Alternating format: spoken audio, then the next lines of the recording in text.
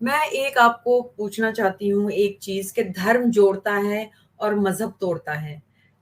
क्या आपको ये आज समझ में आया है ये? क्या ये बात बहुत आपको अभी समझ में आई है? बहुत अच्छे से समझ में आ गई है। हुँ, बहुत अच्छे से समझ में आ गई है। बिल्कुल सही कहा आपने। जब मैं मुस्लिम था तो मैं नॉन मुस्लिम्स को हेट करता था। और बल्कि मैं, अगर मुझे याद है, मैं किसी टेंपल या गुरुद्वारे या चर्च के सामने से भी अगर गुजरता था तो अरबिक में एक फ्रेज होता है लानतुल्लाह अलैहि, यानी कि उस जगह पे लानत हो। लानत तो हुँ, जी, और ये कह लें कि नॉन जो न्यू मुस्लिम्स होते हैं वो एक्चुअली उनके अंदर एक ज़ील होती है, और उनके अंदर एक जज़्बा होता है जो कि एक आम मुसलमान पे शायद इतना जज़्बा नहीं होता होगा। तो मैं तो उस दौर से, उस जगह से गुज़र के आया हूँ जहाँ पे मैं हेट करता था आइडल वर्शिपर्स को। और ये सोचता था कि कभी अगर ग़ज़वा हिंद होगा तो मैं भी उस काले झंडे के ला इलाहा इल्लल्लाह के तहत मैं जंग करूँगा। मैं भी तो ये इसमें सब जंग हुँ, मैं शामिल करूँगा, तो क्योंकि उसकी अल्लाह के रसूल की हदीस भी है ना कि जो उस आर्मी के साथ होगा तो वो जन्नत में जाएगा सीधा। तो वही सब ख्वाब और वो सब चीज़ों में मेरा मतलब वक़्त गुज़रा। तो ये बात बिल्कुल सही है कि धर्म जो है, बल्कि वो बाँटता नहीं है, वो जोड़ता है, और मज़हब जो है वो एक्सक्लूसिव है। वो मतलब सिर्फ़ हमारे लिए है, बाकी सब लोग जो हैं कमतर हैं। तो वो बिल्कुल सही कहा सही। आपने। ये जो त्रिपुरा में हुआ, एक आप जानते होंगे त्रिपुरा में जो हुआ था कि किसी ने एक न्यूज़ फैला दी थी और फिर जो महाराष्ट्र में राइट्स हुए मतलब मैं एक बात आपसे पूछना चाहती हूँ कि ये लोग क्या मतलब कहीं पर भी कुछ हो जाए यहाँ पर शुरू हो जाते हैं। ये हमारे इंडियंस को क्या बीमारी है? यहाँ के जो आसमानी किताबी लोग हैं, इनको ये क्या बीमारी है कि कहीं पर कुछ भी हो जाए, ये क्यों शुरू हो जाते हैं? मतलब आपको क्या लगता है कि इनको मतलब अगर कोई भी देश में कुछ भी हो जाए, इनके ऊपर क्यों इतना असर होता है? क्या ये कि इसलिए क्योंकि ये इस देश में रह रहे हैं और यहाँ पर इतना उनको लिबर्टी मिलता है?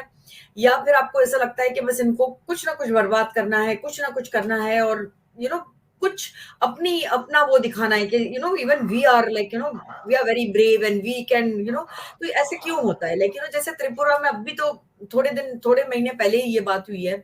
So this happens every now and then कि कहीं पर कुछ हुआ इनको बड़ा अफेक्ट हो जाता है तो ये क्या है ये लिबरल सोसाइटी है इसलिए होता है आपको क्या लगता है ये जी, it's a very good question. देखिए, इस्लाम में एक सीधा-सा कॉन्सेप्ट है उम्मा का।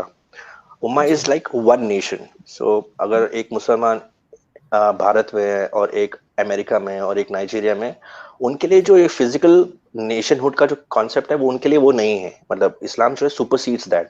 इसका मतलब, अगर यहाँ पे कुछ यानी कि अगर अमेरिका या फ्रांस में अगर कुछ ऐसी दिक्कत आएगी जहाँ पे अल्लाह या उसके रसूल के या उसके दीन के बारे में कुछ कहा या बोला जाएगा, तो वो लोग रिएक्ट करेंगे चाहे कहीं पर भी हो। सिमिलरली इंडिया के मुस्लिम्स भी हैं। अगर उनको हम इंडियन मुस्लिम्स कहते हैं तो मेरे ख्याल से उनको मुस्लिम्स ऑफ इंडिया बोलना चाहिए, क्योंकि वो पहले हम्म मुस्लिम्स हैं। और एंड देन बाद में, अगर बाद में है इंडियंस अगर हैं, तो अगर वो मानते भी हैं तो उनके अंदर, जैसे मैंने बताया, इस्लाम में एक उम्मा का कॉन्सेप्ट है। एक दूसरा कॉन्सेप्ट इस्लाम में है। इस्लाम में जो नहीं है वो हुब्बे वतनी, यानी कि there is no concept of love of motherland. No तो तो there is no concept like that. तो अगर, सीधी सी बात है, उनके लिए हर एक चीज जो है, उनका जो बैरोमीटर है, जो हर चीज को जज करने का और हर चीज के ऊपर रिएक्ट करने का, वो इस्लाम है। तो अगर जैसे त्रिपुरा में केसेस हो या कहीं और भी हमारे हिंदुस्तान में कहीं भी कहीं ऐसा कोई केस होगा, तो वो लोग रिएक्ट करेंगे, बिकॉज उनके लिए वही उनका दीन बचाना, और उस दीन को बचाने के बाद उस पे दूसरों पर उसको गालिब करना, वो मकसद है उनकी जिंदगी का। उनको जन्नत चाहिए ना। तो जी जन्नत के लिए तो उनको अपने आप को सरेंडर पूरी तरह से करना पड़ेगा अपने रिलीजन के लिए, और जो रिलीजन बोलेगा उसको उनको फॉलो करना पड़ेगा। तो यही वही बात है।